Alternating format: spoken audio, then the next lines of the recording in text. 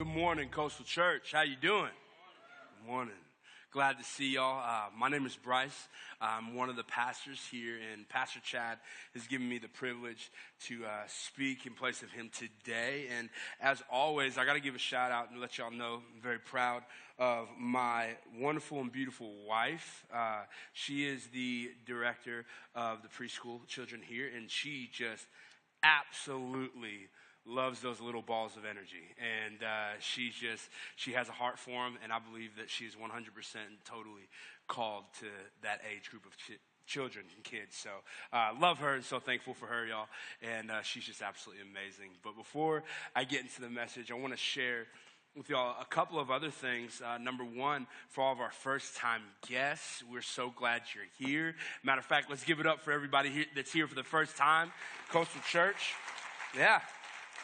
So glad you're here, and honestly, we want to let you know about a couple of things before we get too deep into the message. Number one, if you see those clear boxes that are standing on top of the clear stands, the Dollar Club boxes you'll see around the building, that's kind of like for our depends on what we're giving in the moment in time, and that's classified as like offering. So if you got some extra dollars you want to throw in there, we appreciate it. You don't have to, but if you'd like to, that's open for you to do that. That right now is currently going to the food pantry for the holiday season. And if you see the giving boxes on your way out, that's where you could actually turn in your tithe. We won't be passing any buckets across, and you can turn that in, or you can turn in any other offering you'd like to. Before we get into too much, also, I want to let you know that you can now take out your sermon notes. You can take out your pen. If you are a little bit more technological, you don't feel like writing anything down, you can open up your phone and go on the YouVersion Bible app. There you can look in the locations, and you can see Coastal Church, and you can follow along the notes right there. We are one church with 4 locations. So Bay Minette is just wrapping up their service. Gulf Shores is just wrapping up their service. And meeting here, obviously. And then we also have our online campus. And why this is so important, you will never see a physical building for the online campus. You may never even see the people. What happens sometimes with that campus is maybe we have a student that goes off to college, and they love their church home so much, so they just want to watch from their dorm room. And maybe you would go out of town for work, and so you can't get back in time, and you really want to plug into Coastal Church for that morning. Maybe if you're not back for holidays like Thanksgiving break, you can have the opportunity to watch service. And even something that's awesome, but also a little unfortunate, there's people there that we'll never even meet, because somehow, some way, they came across coastalchurch.tv, and they just want to tune in the message. They love it, and they just want to be a part of the experience as much as they can. So if we can, all the people that are watching, can we welcome them, Coastal Church? Absolutely. Absolutely. Thank you for being with us. And we're going to move in to the message. We're still in the series called Thanks. And actually, the last couple of weeks, we talked about thanks for adopting me, and we've also talked about thanks for the divine. This week, we're talking about thanks for my people. I want you to look at your neighbor with a big smile on your face, too, with a little bit of excitement. I want you to say, thanks for my people. Now I want you to look at, maybe you're just right by one person and you got somebody else next to you. I want you to look at that person with more so confusion, not so much smiling at this point. I want you to look at confusion and say, what do you mean, your people? There you go. Thanks for my people. Thanks for my people. What does this have to do with the sermon series that we're in? Actually, I'm going through Colossians 3:15 through 17 today. And you're like, wow, 3 verses. This is going to go by fast. It's not going to go long, but it's not going to go by fast either. I am going to milk the mess out of these 3 verses in order that it can encourage you today. And matter of fact, we're going to throw this up on the screen. Colossians 3:15 through 17 says, let the peace of Christ keep you in tune with each other. None of this going off and doing your own thing. Cultivate thankfulness. Let the word of Christ, the message, let it have the run of the house.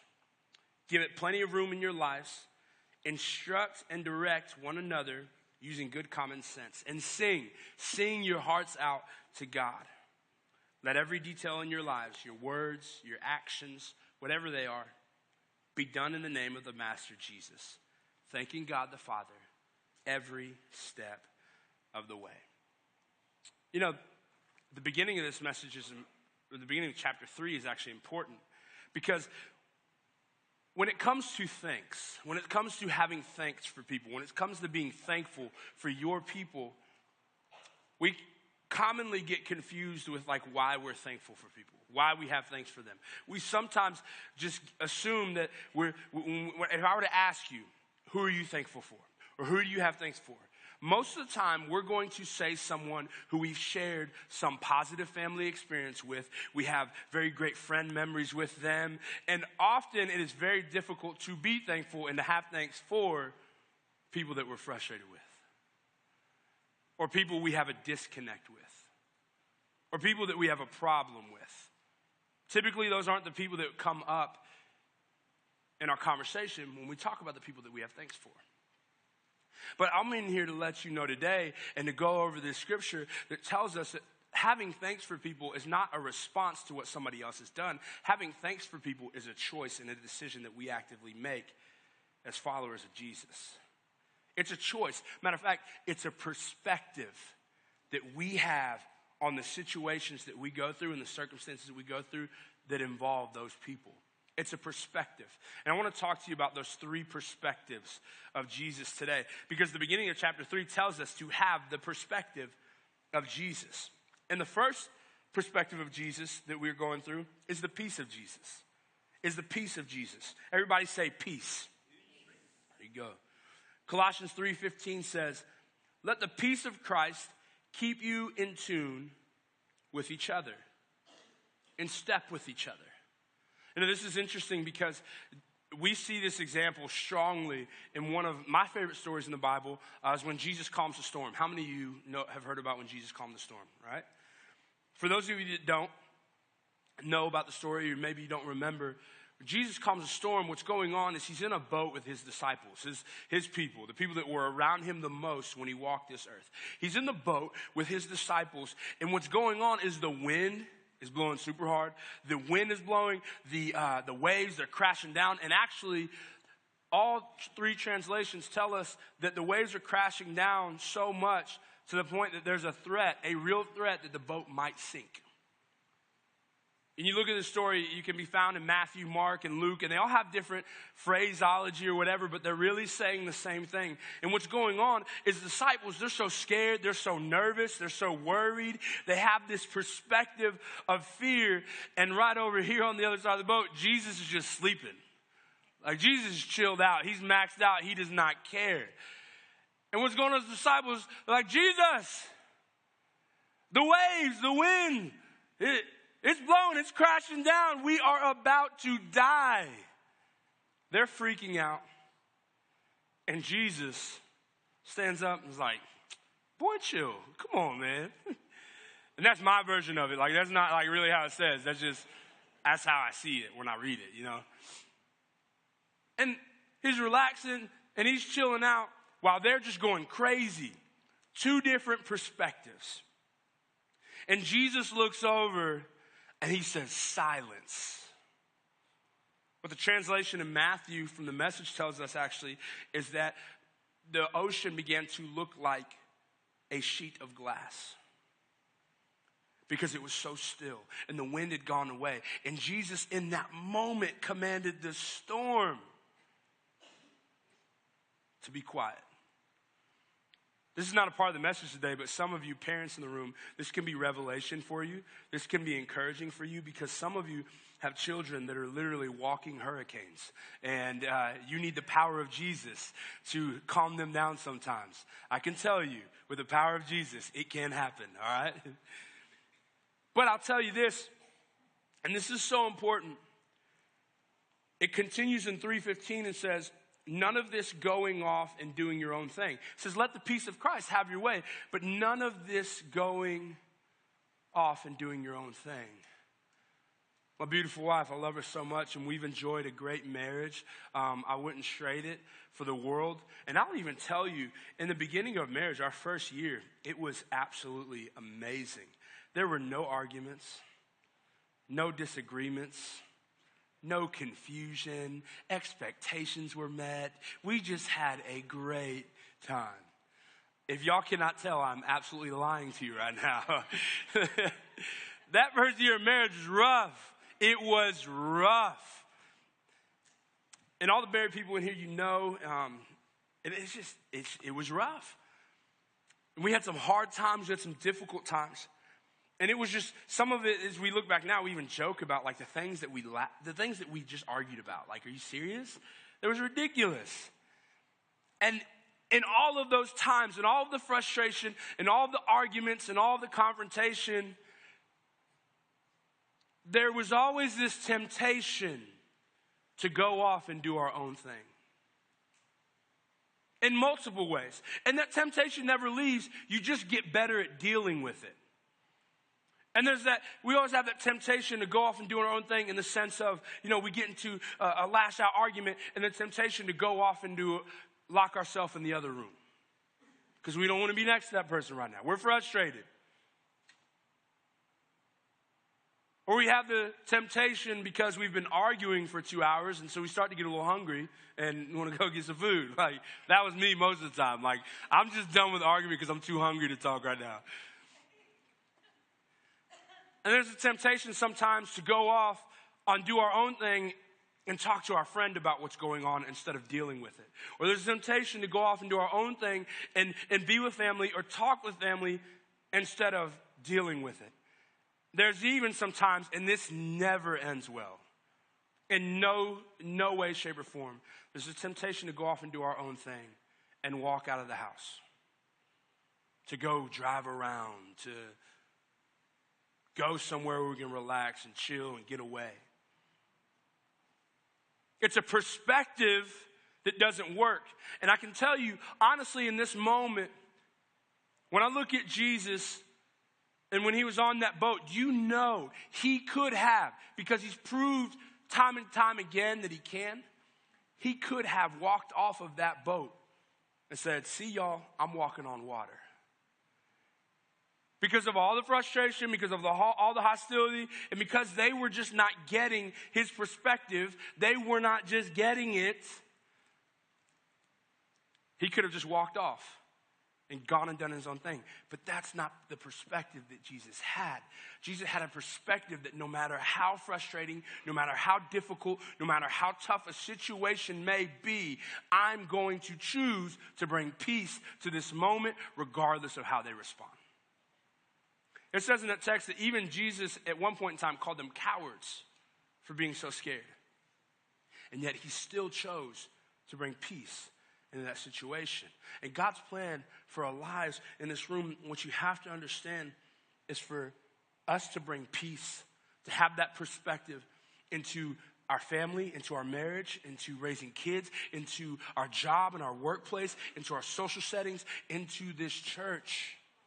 To do whatever we can to bring peace into it, regardless of what the other people do.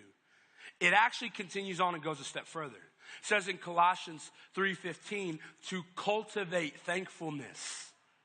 To cultivate thankfulness. Do you know that to cultivate is to prepare? It's to work on. It's to improve. It's to promote. It's to produce. All those words, that's what the scripture is telling us what to do with thankfulness. It's a choice. It's not something that just happens to you. It's something that you literally have to do yourself. I'll tell you like this. We can walk in thanks for our people when we work on our marriage and look to improve it instead of giving up on it. We can walk in thanks when we walk into work, prepared to offer peace, regardless of how frustrating we believe work is going to be that day. Regardless of how frustrating we think work is going to be all week. Regardless of how stressful we think it is. God gives us the power to offer peace in those situations. And we can walk in thanks when we look to promote Jesus instead of ourselves in the church. Church is not necessarily about us in the sense that it's more about Jesus and us growing closer to him and bringing others along to do the same thing.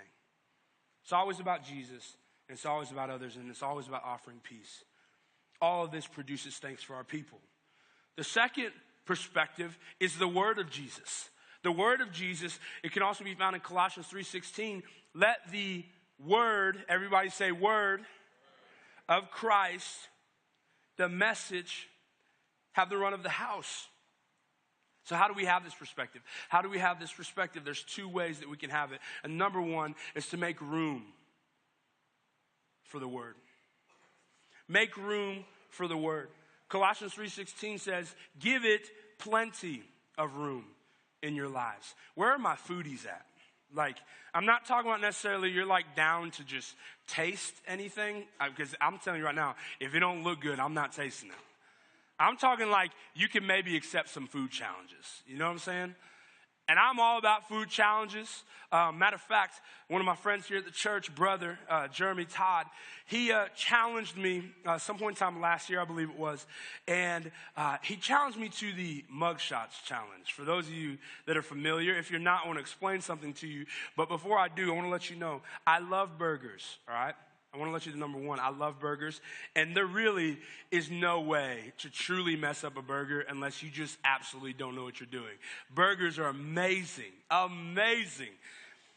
And at Mugshots, this is the last time I went, I tried something new. I ventured out because I saw something that was very interesting. I saw a burger that had peanut butter and jelly on it. And I thought to myself, like, I love burgers. I love PB&J. Could be something special, right? And I remember ordering it, and I can tell you right now, I'm just trying to encourage you today. You're going to walk out encouraged and prepared to take on life with this.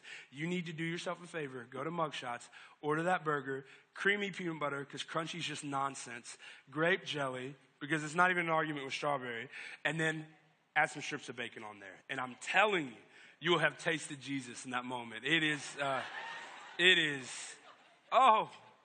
amazing.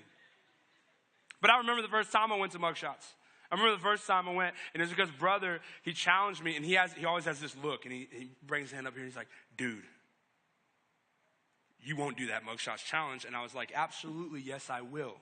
And I remember walking in, and I'm looking at the photo of the burger and the fries around it. I see 3 patties. I see 3 buns. I see a lot of other crazy stuff. I don't really know what it is, but I'm like, I'll do it, right? Number one, they're lying in the photo. Those fries do not do justice about how many fries they actually bring out. I just want to let that be known. And I remember I broke my rule. I didn't do fries first because I wanted to attack the burger. And I go to the burger, and I remember you have 12 minutes to do it all. And I remember even thinking to myself, like, dude, I got this. And I remember even brother and Kevin, they're like, dude, I believe in you. You got this. And so I'm feeling encouraged. And when I get to the fries, I just absolutely hit a wall. Like, absolutely hit a wall. And I'm, like, struggling to down the fries. And I remember I didn't finish it. There was, like, a third of the fries left. And I had been making room for this literally all day.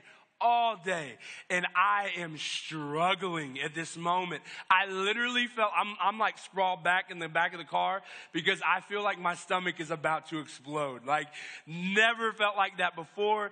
And I remember just, Kevin, brother, I hate you. I'm not doing good at all. I'm struggling.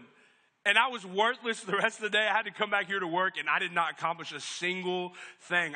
Y'all remember when the couches were back there? I fell asleep on one of those couches, and it was just awful. And everything that I did the rest of the day, the way I walked, the way I talked, the way I interacted with people, all my decisions were affected by what I was full with. And when we can make room for the word of Jesus in our lives, and we can actually fill ourselves with it, every decision we make, everything we say, the way we talk, the way we walk, every move, every moment, every opportunity is affected by what we just filled ourselves with.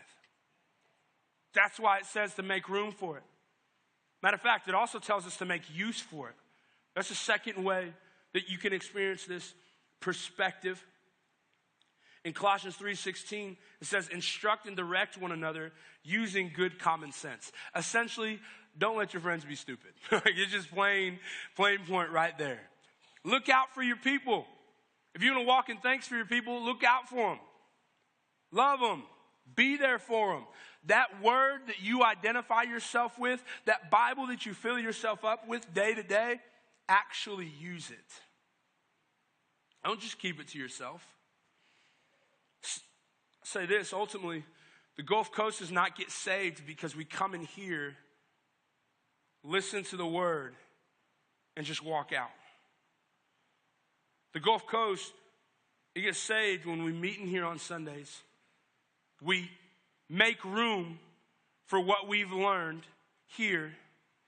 Take it with us the rest of Sunday.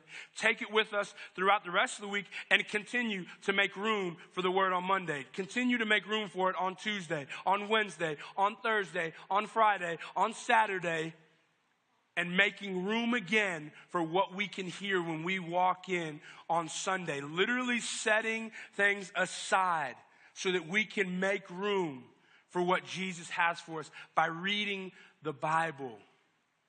And then actually taking it with us day by day and offering that love, that grace, that compassion, that truth that his word gives us, offering that to our spouse, to our children, to our coworkers, to our boss, to our employees, to our employers, in all of our groups and social settings, to the people in the church, offering that to them.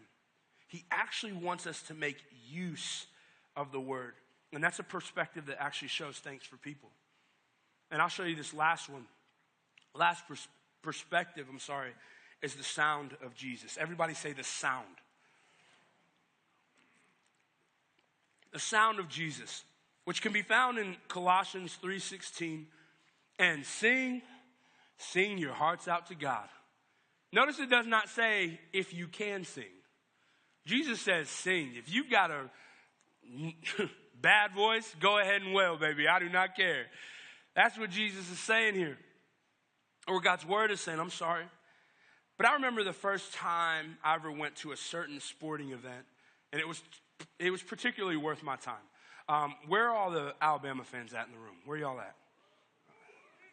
Y'all just won the Iron Bowl. You're like, it's like, I'm not even going to go there. I was going to go to a pass game. I'm not going there, all right?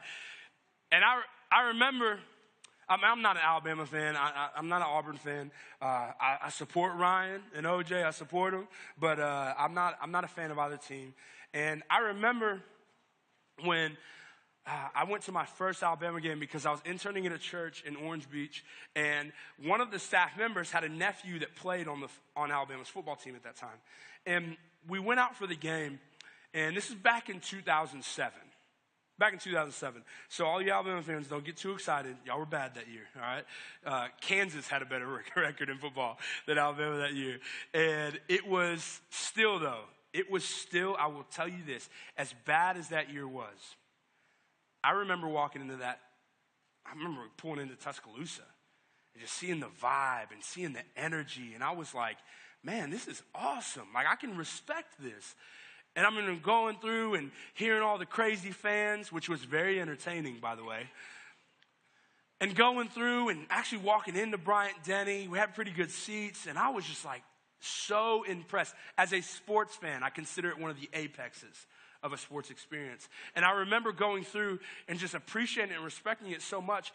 And when they scored the touchdown, dun, dun, dun, dun, dun, dun, dun, dun, dun, dun, dun, right? Sweet home Alabama. Right? Roll Tide roll, and they scream it. You had it right there, right? And I was like so impressed. I was like, these people got it figured out. This is awesome. And I remember like everybody in the crowd singing their hearts out for a touchdown, for just another awesome, crazy moment, just singing their hearts out. I remember when I just recently went to a wedding in October that I performed the wedding. It was for one of my best friends in high school. It was an amazing experience, truly amazing. And I remember I went out by myself. My wife stayed here, and it was my high school friends pretty much, some of them that I haven't seen in years. And we got to hang out together. But really, a lot of people there had like somebody with them. So at that moment, I realized that it was just me and the dance floor. You know what I'm saying? Like, it was just our night to be together. And for those of you that follow me on social media, you know your boy's got some moves. Your boy's got some moves. Even if I don't really know, I'm going to try to figure out how to do it. And I remember, you can go on the dance floor. How many of y'all know, like, when you got that song, right? That song, you're like, oh, snap, that's my song, right? And I remember, like, there were about 25 to 30 songs played that night, and I felt that way about 20 of the songs. And so, like, every time a song came on, I'm like, oh, snap, oh, snap, oh, snap. Like, I'm back on the dance floor. And I don't care. Like, I'm out there busting moves. I'm sweaty. I'm not even looking that good because how sweaty I am. I don't care because I got a wife at home. So it's whatever. Ain't nobody to impress. And I'm just out there having a good time. But there was this one song. Of the 20 of my songs, there was this one. Right? And I remember, and listen, think about that song for you. Like that song that makes you move in a way that you never thought you could move. That song that just brings the beast out of you, right? And I remember, like, about me, I've got a lot of songs I love. A lot of songs I dance to, a lot of songs that I jam to. But this one in particular just brought out my wildest behavior in that moment. And I remember I was actually standing off the side. I kind of took a break because the song that was currently playing was all right. Kind of took a break. And I remember when that song came on, I was like, yo, tell me what you want, what you really, really want. I'll tell you what you want, what I really, really want. I wanna really, really, really want to zig. Right? The Spice Girls were tight. I don't care what you say. They're tight, y'all. Boys, this is not the time to be holding pride. Hold that back. You know you like the Spice Girls. They were tight. And they made some music. They made some music that regardless of whether or not you liked it, you moved when it came on the radio. Don't play. You did. And I remember like everybody, like all my guys were like shamelessly singing and dancing to this song. I got like the Snapchat for that one song only. I was willing to pull it out for that. And I'm just like recording, having a good time, singing.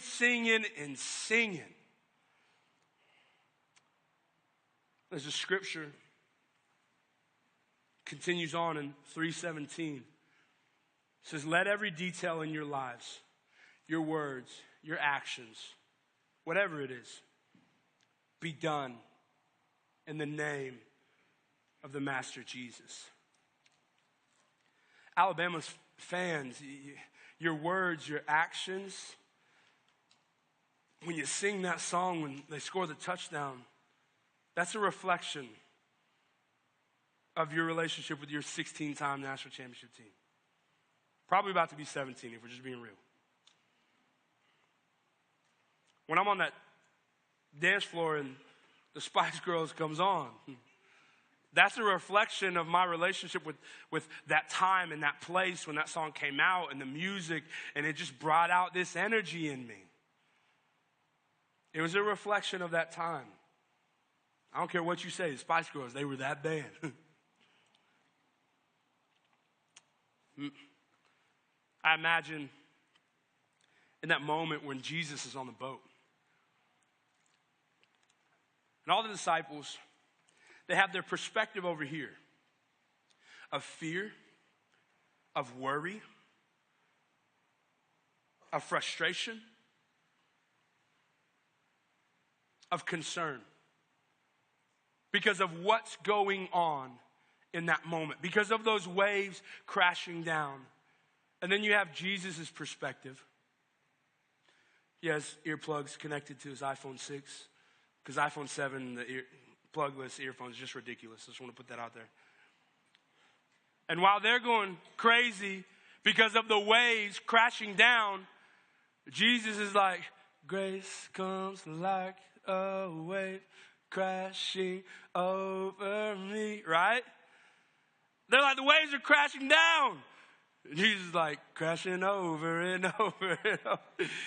He's all good about it. Two different perspectives. Two different perspectives that are totally different and produce two different attitudes about the people that we're with. Matter of fact, I want to throw this in there. The disciples, they're upset, they're frustrated. And then out of nowhere, like, Jesus is with them. And they're still so concerned, still so worried, forgetting that they have a Jesus that can do whatever the heck he wants to, that has the power to calm the storm. Their perspective of that situation completely affected how they responded to Jesus in this moment. And then when Jesus actually did it, when he calmed the storm, there's like, wow. Even the winds and the waves obeyed him, which is a big deal, but as if he'd never done anything miraculous for them before. Having thanks in our relationships, having thanks for our people, and choosing to walk in that attitude produces two totally separate things, two totally separate attitudes in those moments. Their attitude brought forth frustration. It even tells us in the book that at one point in time, there's certain translations tell us at one point in time that Jesus even called them cowards. But even in the midst of Jesus feeling that way, he was able to move beyond it and offer peace. When he could have walked out of the boat and gone a separate way, walked on water, left them alone. But because of the peace that he brought in that moment, that brought this revelation where they were just like, wow. The winds and the waves obey him. And it just produced this thankfulness. That is what having those different perspectives can do. I'll tell you this. The Gulf Coast will not be saved because we sing songs to Jesus in here. Because we just show up on Sunday and we sing songs. The Gulf Coast, it'll be saved when the words we sing in here are reflected with the way that we live out there. When the songs of love and compassion and grace that we sing so desperately to and hear, when that's actually offered to people out there. When we sing, Jesus, I believe you can do this. Jesus, I believe you're amazing. Jesus, you're great. Jesus, you're awesome. You can do anything. When we actually stop worrying about the things out there and invite him to be that God in our lives. That is when the Gulf Coast will be saved. I'll tell you this. God is calling us to distribute peace no matter what the situation is. No matter how frustrating our spouse is, no matter how frustrating our children are, no matter how frustrating a past relationship is, God is calling us to distribute peace. Not to be taken advantage of, but to distribute peace. Distribute peace in every situation, regardless of how unwilling somebody else is. God is calling us to have this perspective, to hear the word, to live it for our own lives, but you can only actually live it if you give it. To give that word, the message that we hear, and when we read it, we make room for it, and when we hear it as we read it, where it says to love people, to show forgiveness, because how many of you know it's in the word, and this is truth, this is not of opinion. You cannot truly experience forgiveness unless you offer it to other people. The moment you cut somebody off from grace, the moment that you hold something over somebody else's head, you have completely disqualified what Jesus has done on the cross for you. That's the word. That's not opinion. We're forgiven so that we can offer that to someone else. When we actually live that and use it, as we learn from it, as we constantly walk in the sounds of Jesus. No more just coming in here and singing on Sunday morning. We want you to be passionate. We want you to sing, even if you can't sing. That's why we got louder people up here that can, all right? We want you to sing. We want you to love it. But we so desperately, and God so desperately wants those sounds that you sing with all that you have to be a representation of what you believe about God out there as well.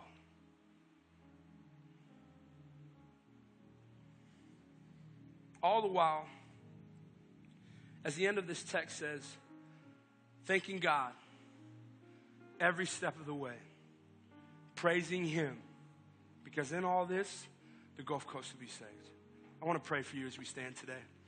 And as you stand, I want you to bow your heads. And I told you earlier, I want this to be appropriate. I told you earlier that the church is not necessarily about us as individuals. But that's because when it compares to what it's really about Jesus. But these moments right here, this moment that we're in right now, that's about you and Jesus. This moment is about you and Jesus. So I want you to bow your heads. I want you to keep your eyes closed. I want you to focus on you and Jesus in this moment. Not the person next to you. I don't want you to be distracted. I want you to just receive this moment where you would assess your life.